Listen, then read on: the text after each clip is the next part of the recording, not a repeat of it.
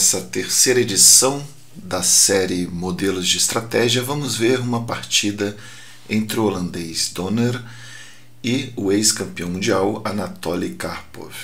A partida foi jogada em Amsterdã em 1981.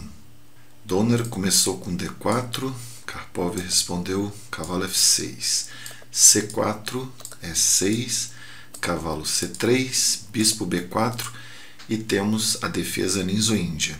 O estilo do Karpov, que era bastante posicional, um jogador que levava com frequência suas partidas para os finais e tinha um senso posicional muito grande, um senso de coordenação de peças, e também o elemento da profilaxia estava sempre presente em suas partidas. Aqui Donner optou pela variante capa branca, dama C2. Principal resposta aqui é roque, pode-se jogar com D5 e também com C5, como foi a escolha de Karpov. C5, D toma C5, roque, e aqui bispo F4. Mais comum é cavalo F3.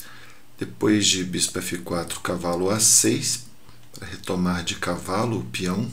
E aqui Donner jogou o bispo D6. Parece muito forte, mas esse bispo não vai ficar aí por muito tempo.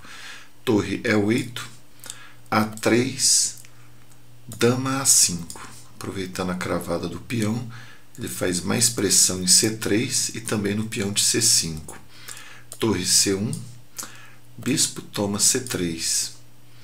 Dama toma C3, dama toma C3, para não ficar com os peões aqui dobrados e triplicados na coluna C. Donner capturou de torre. E esse peão agora vai cair, depois de cavalo E4, atacando a torre, o bispo e o peão. Torre C2, e aqui Karpov jogou o cavalo de A, toma C5. Agora o cavalo de A4 ataca o bispo de D6, ganhando um tempo.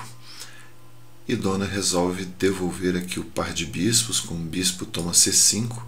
Depois de cavalo toma C5, cavalo F3, B6.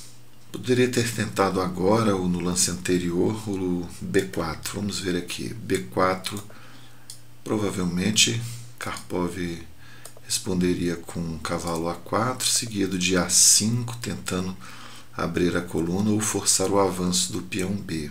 Mas depois de cavalo toma C5, seguiu o cavalo F3, B6, de novo se B4, cavalo A4, cavalo D4, agora A5, já se antecipando ao B4, porque abriria a coluna.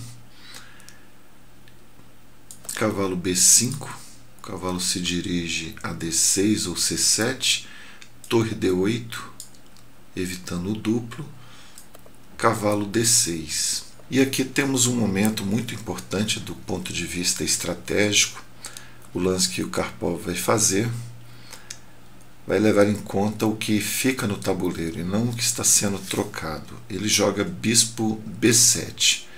É um lance que dificilmente a maioria dos jogadores faria, porque está deixando ser capturado um bispo muito forte, um bispo que pode ocupar a grande diagonal. Mas Karpov está avaliando o final na comparação do cavalo e o bispo. O cavalo que vai sobrar aqui no tabuleiro, que tem uma casa forte em C5. Então vamos ver como seguiu. Cavalo toma B7, cavalo toma B7. Então essa casa é muito importante, a casa C5. Karpov vai tentar fixar essa casa e ocupar de várias maneiras. Depois de E3, torre de A C8, ativando a torre na coluna semiaberta. Bispo D3, era o tempo que o Karpov precisava para jogar cavalo C5, bispo E2 e A4, fixando os peões na ala da dama. Esse é outro momento estratégico muito importante.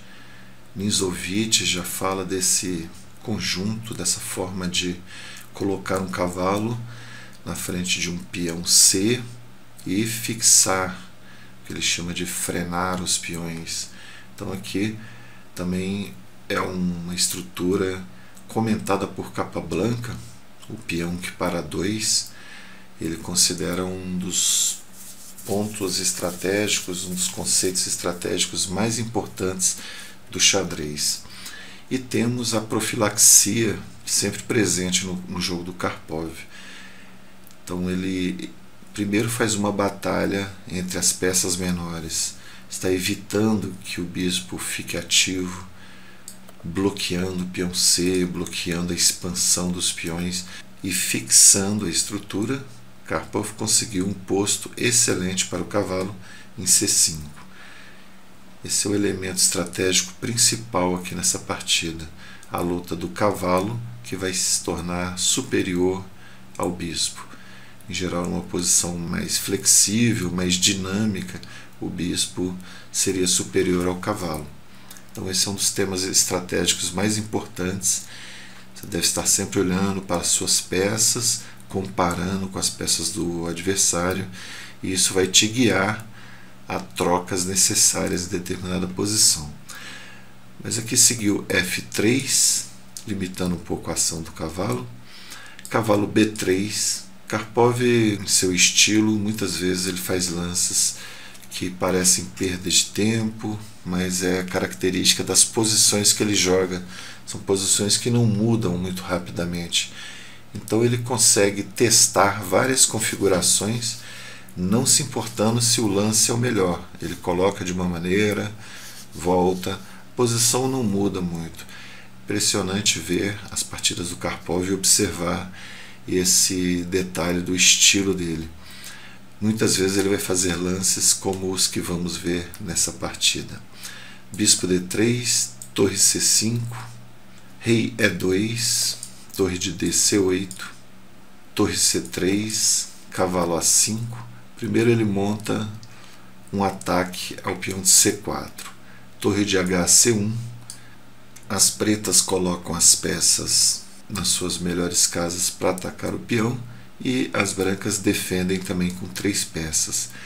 Karpov aproxima o rei, rei F8, rei F2, esse rei também não pode melhorar muito, rei E7, rei E2. Karpov melhora ao máximo, também não faz sentido ele ir muito longe no momento.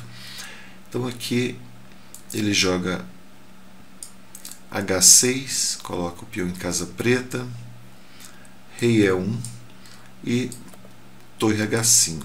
Ataca o peão, já cria uma debilidade, mesmo que não seja útil no momento, pode ter alguma influência futuramente.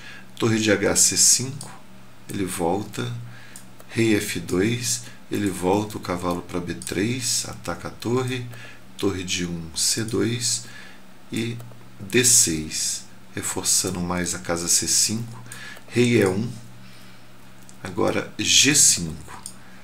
Então essa debilidade ele já viu que não consegue aproveitar simplesmente atacando diretamente, ele precisa criar alguma distração no outro lado, na ala do rei. Então G3, torre de 5 C7, bispo F1, F5. Com isso ele já pode planejar um avanço, peão F, o peão G. Aqui seguiu o rei F2 e torre F8, reforçando aqui o avanço F4. E aí ele vai criar outros pontos, outras debilidades na posição. Por exemplo, quando ele avança F4, se o peão sai aqui da defesa de D4, o cavalo já ganha mais uma casa. Por exemplo, bispo G2, F4. Agora está minando a defesa da casa D4. Bispo F1, apenas esperando. Torre C5, Karpov não tem pressa.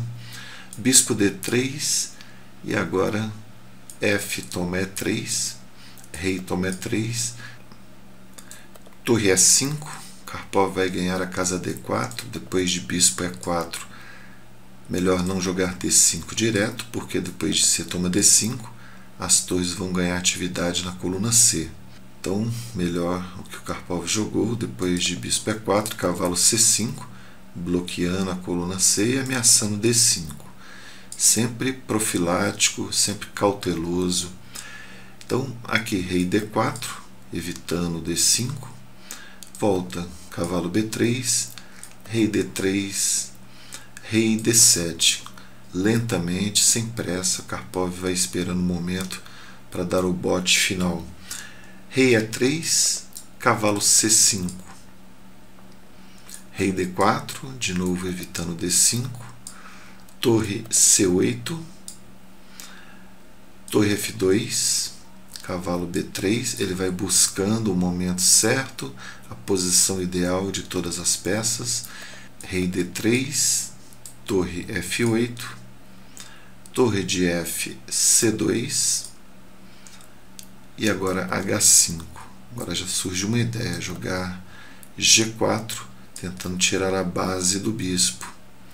Rei A3, cavalo C5, mais uma vez ameaçando G4. Rei D4, segue G4, não pode capturar de F, porque seguiria torre toma E4 mate.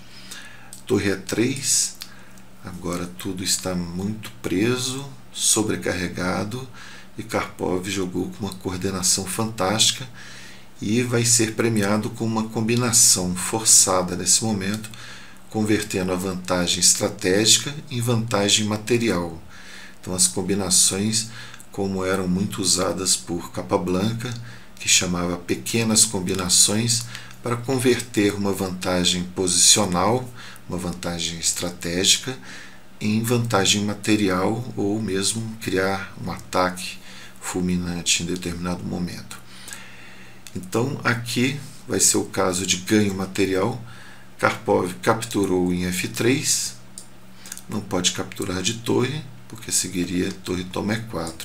Então bispo toma F3, e agora cavalo B3 cheque, colocando na posição ideal o cavalo, rei D3 e torre toma E3, e Donner abandona, porque depois de rei toma E3, seguiria torre toma F3, rei toma F3 e cavalo D4.